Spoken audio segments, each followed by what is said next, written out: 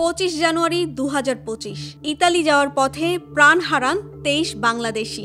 4 September 2024 ভূমধ্যসাগরে ডুবে শেষ 2 ভাইয়ের ইতালি যাওয়ার স্বপ্ন। 17 ডিসেম্বর 2023 লিবিয়ার উপকূলে নৌকা ডুবে অর্ধশতাধিক শরণার্থীর মৃত্যুর শঙ্কা। প্রতি বছর লিবিয়া থেকে ইতালি যাওয়ার পথে মৃত্যুর ঘটনার শিকার হচ্ছেন মানুষ। এর হারও উদ্বেগজনকভাবে বৃদ্ধি পাচ্ছে। উন্নত জীবিকার সন্ধানে অবৈধ পথে বহু বাংলাদেশি ভূমধ্যসাগরের মতো মারাত্মক ঝুঁকিপূর্ণ জলপথ পাড়ি দিয়ে লিবিয়া থেকে যাচ্ছেন ইতালিতে। অবৈধ পথে কিভাবে পাড়ি দেন তারা?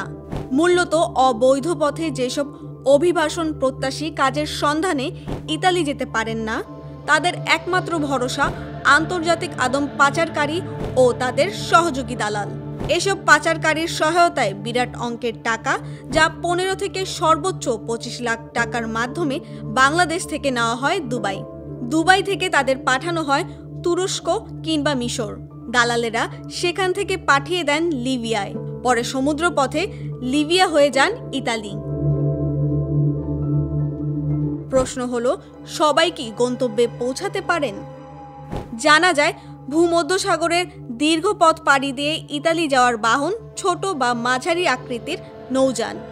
অনেক সময় অনেকে নৌযানের পাটাতনের ভেতর থেকে দম বন্ধ হয়ে মারা যান।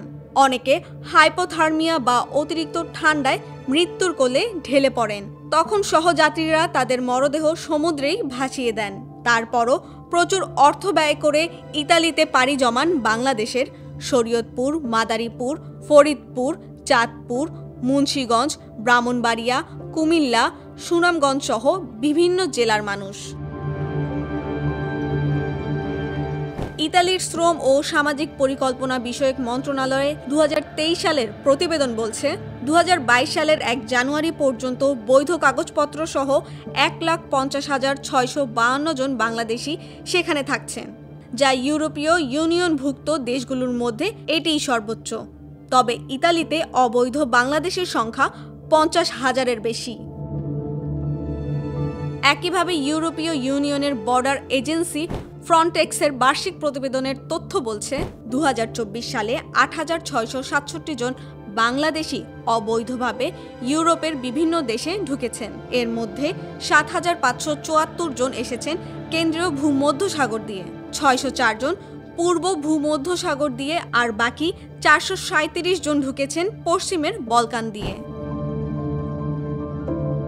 আন্তর্জাতিক অভিবাসন সংস্থা IOM এর বার্ষিক প্রতিবেদনে বলা হয়েছে, 2024 সালে 21,700 জন অবৈধ অভিবাসীকে ভূমধ্যসাগর থেকে আটক করেছে লিবিয়ার কোস্টগার্ড।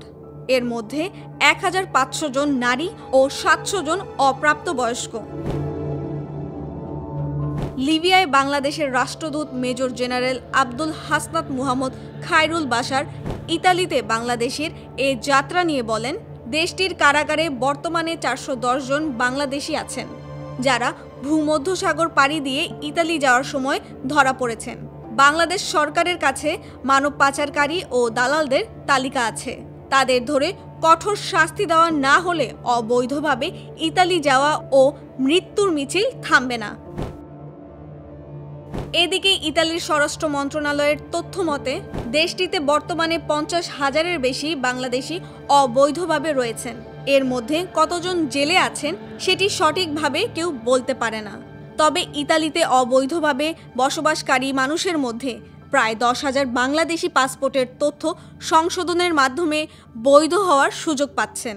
এ সুযোগ থাকবে চলতি বছর 30 এপ্রিল পর্যন্ত।